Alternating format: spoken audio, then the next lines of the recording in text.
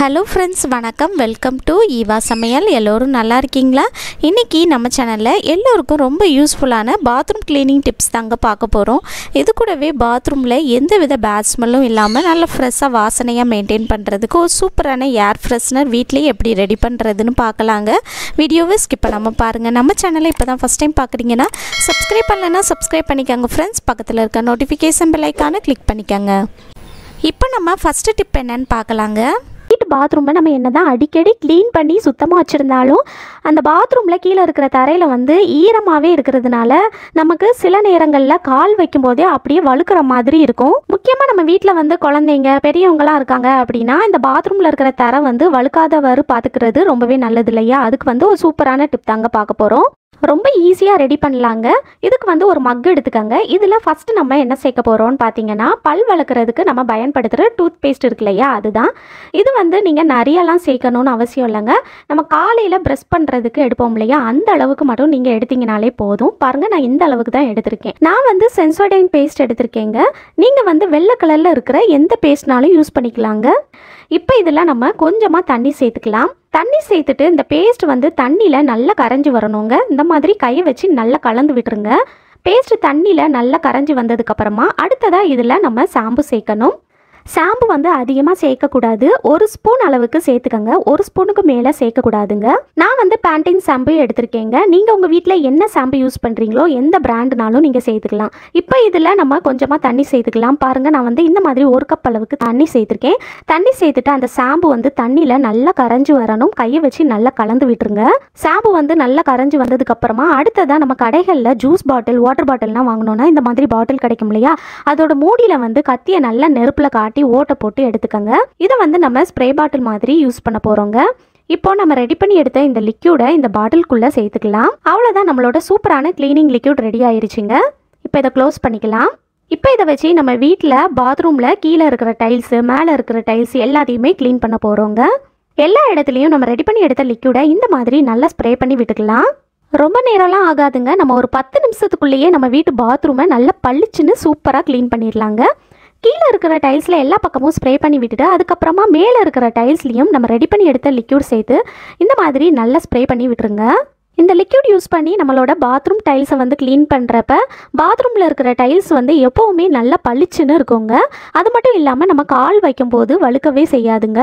இப்போ நான் எல்லா பக்கமும் நம்ம ரெடி பண்ணி எடுத்த லிக்யூட் சேர்த்து நல்லா ஸ்ப்ரே பண்ணி விட்டுட்டேங்க. அடுத்ததாக நம்ம இந்த மாதிரி ஒரு ப்ரஷ் யூஸ் பண்ணி க்ளீன் பண்ண போகிறோம். இந்த க்ளீனிங் ப்ரஷ் பார்த்தீங்கன்னா நல்லா ஹைட்டாக இருக்கிறதுனால நம்ம நின்னபடி ஈஸியாக க்ளீன் பண்ணிடலாங்க. இது கடைகளில், டிபார்ட்மெண்ட் ஸ்டோர்லலாம் கிடைக்கும், அல்லது ஃப்ளிப்கார்ட்லேயும் இருக்குங்க. உங்களுக்கு வேணும்னா நீங்கள் வாங்கிக்கங்க. உங்கள் வீட்டில் இல்லை அப்படின்னா கண்டிப்பாக நீங்கள் வாங்கி யூஸ் பண்ணி பாருங்கள். நம்ம கை வலிக்க, கால் வலிக்க க்ளீன் பண்ணணும்னு அவசியமே இல்லை. நின்னபடி ஈஸியாக நம்ம டக்குன்னு க்ளீன் பண்ணிடலாங்க. பாருங்க, நம்ம க்ளீன் பண்ணுறதுக்கு எவ்வளோ ஈஸியாக இருக்குன்னு. கீழே இருக்கிற டைல்ஸ் ஃபுல்லாக க்ளீன் பண்ணதுக்கப்புறமா மேலே இருக்கிற டைல்ஸையும் நம்ம இந்த ப்ரஷ் யூஸ் பண்ணி க்ளீன் பண்ணிக்கலாங்க. சில பேர் வீட்டிலலாம் இந்த மாதிரி மேலே இருக்கிற டைல்ஸ் கொஞ்சம் ஹைட்டாக இருக்கிற மாதிரி இருக்கும். அந்த மாதிரி இருக்கிறப்ப நம்ம ஸ்டூல் போட்டு மேலே ஏறி கஷ்டப்பட்டு நம்ம க்ளீன் பண்ணுற மாதிரி இருக்கும். இந்த ப்ரஷ் நம்ம வாங்கி வச்சிட்டோம் அப்படின்னா நம்ம கஷ்டப்பட்டு க்ளீன் பண்ணணும்னு அவசியமே இல்லை. கீழே நின்னபடி நம்ம டக்குன்னு ஈஸியாக க்ளீன் பண்ணிடலாங்க. 5 நிமிஷத்துலேயே நம்ம இந்த மாதிரி ப்ரஷ் போட்டு நம்ம வீட்டில் இருக்கிற பாத்ரூம் டைல்ஸை ஈஸியாக க்ளீன் பண்ணிடலாங்க. இதுக்காக நம்ம கை வலிக்க, முதுகு வலிக்க கஷ்டப்படணும்னு அவசியமே இல்லைங்க. இப்போ அடுத்ததாக நம்ம தண்ணி ஊற்றி கழுவி எடுத்துக்கலாங்க. எல்லா பக்கமும் நம்ம ப்ரஷ் போட்டு தேய்ச்சி எடுத்துட்டோம். ஃபுல்லாக இந்த மாதிரி தண்ணி ஊற்றி கழுவி எடுத்துட்டோம் அப்படின்னா நம்ம வீட்டில் இருக்கிற பாத்ரூம் டைல்ஸ் எப்போவுமே நல்லா பளிச்சுன்னு இருக்குங்க. இந்த மாதிரி நீங்கள் உங்கள் வீட்டு பாத்ரூமை வாரத்துக்கு ஒரு தடவை இந்த மாதிரி லிக்யூட் ரெடி பண்ணி க்ளீன் பண்ணி பாருங்கள். 10 நிமிஷத்துக்குள்ளேயே நம்ம நல்லா பளிச்சுன்னு க்ளீன் பண்ணிடலாங்க. இந்த மாதிரி க்ளீன் பண்ணுறப்ப நம்ம கால் வைக்கும் போதும் வழுக்காதுங்க. அது மட்டும் இல்லாமல் நம்மளோட பாத்ரூம் பார்க்குறதுக்கு எப்போவுமே நல்லா பளிச்சுன்னு இருக்குங்க. கண்டிப்பாக ட்ரை பண்ணி பாருங்கள். இந்த டிப் பிடிச்சிருந்துச்சுன்னா லைக் பண்ணிக்கோங்க. உங்கள் ஃப்ரெண்ட்ஸ் அண்ட் ஃபேமிலி மெம்பர்ஸ் கூட ஷேர் பண்ணிக்கோங்க. இப்போ நம்ம செகண்ட் டிப் என்னன்னு பார்க்கலாங்க. இந்த டிப்பில் நம்ம கடைகளில் அதிக காசு கொடுத்து வாங்குகிற ஏர் ஃப்ரெஷ்னர் வீட்லேயே நம்ம எப்படி ரெடி பண்ணுறது தான் பார்க்க போகிறோங்க. குறைவான செலவில் ஈஸியாக ரெடி பண்ணிடலாம். அது எப்படின்னு பார்க்கலாம். இந்த மாதிரி ஒரு கட்டிங் போர்டு வச்சுக்கோங்க. அடுத்ததாக அதுக்கு மேலே இந்த மாதிரி ஒரு நியூஸ் பேப்பரை சின்ன பீஸாக கட் பண்ணி எடுத்துக்கோங்க. அடுத்ததாக இதுக்கு மேலே நான் இந்த மாதிரி ஒரு 2 நாப்தலின் பால்ஸ் சேர்த்துக்க போகிறேங்க. நாப்தலின் பால்ஸ்னால் பாச்சா உருண்டை இருக்கு இல்லையா, அதுதான். இதில் நம்ம 2 போல எடுத்து சேர்த்துக்கலாம். சேர்த்துட்டு இந்த நியூஸ் பேப்பரை நம்ம க்ளோஸ் பண்ணிக்கலாம். க்ளோஸ் பண்ணிவிட்டு அடுத்ததான் நான் வந்து இந்த மாதிரி ஒரு இடிக்கல் எடுத்திருக்கேங்க. ஒரு இடிக்கல் அல்லது ஒரு சுத்தியலை வச்சு இதை வந்து நல்லா பவுடர் பண்ணி எடுத்துக்கலாங்க. நல்லா தட்டி நல்லா நைஸாக பவுடர் பண்ணி எடுத்துக்கோங்க. இப்போ பாருங்கள் ஃப்ரெண்ட்ஸ், நம்ம வந்து நல்லா பவுடர் பண்ணி எடுத்துட்டோம்.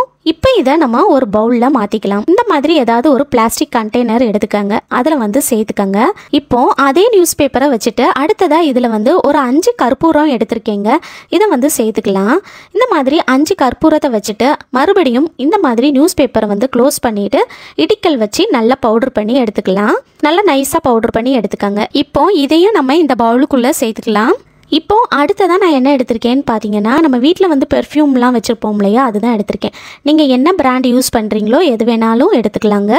இது வந்து கண்டிப்பாக சேர்க்கணும்னு இல்லை, உங்களுக்கு வேணும்னா நீங்கள் சேர்த்துக்கலாம். பெர்ஃப்யூம் சேர்க்குறதுனால நல்லா வாசனையாக இருக்கும், அதனால் நான் சேர்த்துருக்கேன். இந்த மாதிரி கொஞ்சமாக நீங்கள் வந்து ஸ்ப்ரே பண்ணிக்கோங்க. இப்போ அடுத்ததாக நம்ம வீட்டில் வந்து துணிகளுக்கு நல்ல வாசனைக்காக பயன்படுத்தக்கூடிய கம்ஃபோர்ட் இருக்கு இல்லையா, அதுதான் எடுத்திருக்கேங்க. இதுதான் சேர்க்கணும்னு இல்லை, நீங்கள் உங்கள் வீட்டில் கம்ஃபோர்ட்டுக்கு பதிலாக வேறு ஏதாவது ஃபேப்ரிக் சாஃப்ட்னர் யூஸ் பண்ணுறீங்க அப்படின்னா அது கூட சேர்த்துக்கலாங்க. இதில் வந்து ஒரு அரை மூடி அளவுக்கு சேர்த்துக்கங்க, ரொம்ப அதிகமாக சேர்க்கணும்னு அவசியம் இல்லை, அரை மூடி சேர்த்திங்கனாலே போதும்.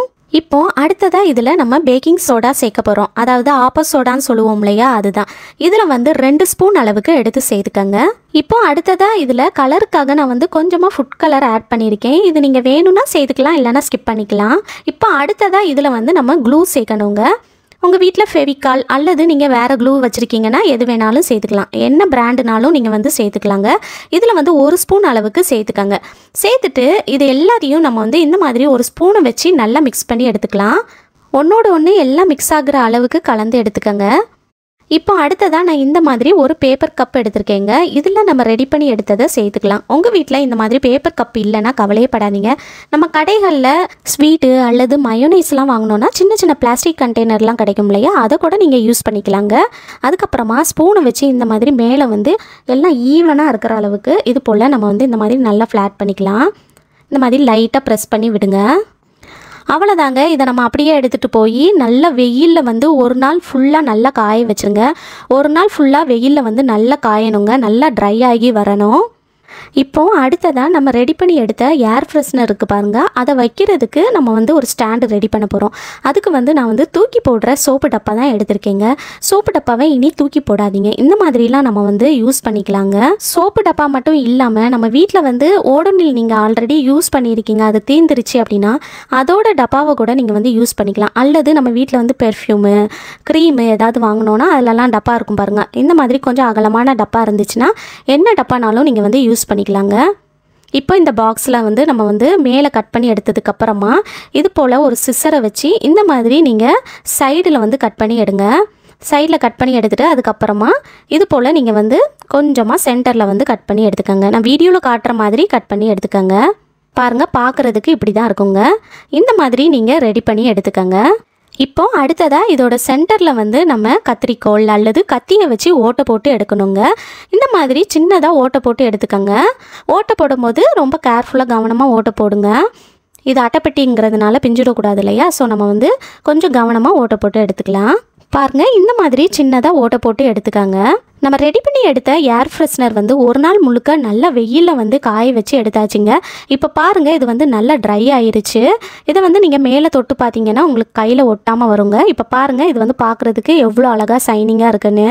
இனி நம்ம கடைகளில் அதிக காசு கொடுத்து ஓடோனில் மற்ற பிராண்ட் எதுவுமே வாங்கணும்னு அவசியமே இல்லைங்க. வீட்டில் இருக்கிற பொருளை வச்சே குறைவான செலவில் நம்ம வந்து இந்த மாதிரி ஈஸியாக ரெடி பண்ணி யூஸ் பண்ணிக்கலாங்க. இதனால பார்த்தீங்கன்னா நம்மளோட மணியும் சேவ் ஆகும். இது வந்து பார்த்தீங்கன்னா தாராளமாக 1 மாதத்துக்கு மேலேயே வருங்க. இப்போது நம்ம ரெடி பண்ணி எடுத்த சோப்பு ஸ்டாண்ட் இருக்குது பாருங்கள், அதுக்குள்ளே வந்து இதை வச்சிடலாம்.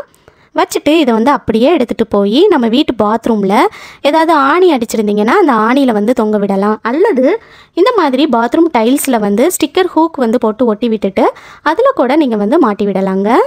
ஒவ்வொரு முறையும் நீங்கள் வந்து பாத்ரூம்குள்ளே என்ட்ரு ஆகும்போது உங்களுக்கு நல்ல வாசனையாக இருக்குங்க. இதில் வந்து நம்ம பெர்ஃப்யூமு கம்ஃபோர்ட்லாம் சேர்த்துருக்கிறதுனால ரொம்பவே வாசனையாக இருக்கும்.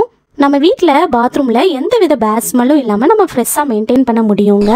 நம்மளோட மணியும் சேவ் ஆகுங்க. இந்த வீடியோ முழுசாக பொறுமையாக பார்த்ததுக்கு ரொம்ப நன்றி ஃப்ரெண்ட்ஸ். பிடிச்சிருந்தா லைக் பண்ணி ஷேர் பண்ணிக்கோங்க. நம்ம சேனலை இப்போ தான் ஃபஸ்ட் டைம் பார்க்குறீங்கன்னா சப்ஸ்கிரைப் பண்ணலன்னா சப்ஸ்கிரைப் பண்ணிக்கோங்க. பக்கத்தில் இருக்க நோட்டிஃபிகேஷன் பெல் ஐக்கானை கிளிக் பண்ணிக்கோங்க. தேங்க்யூ.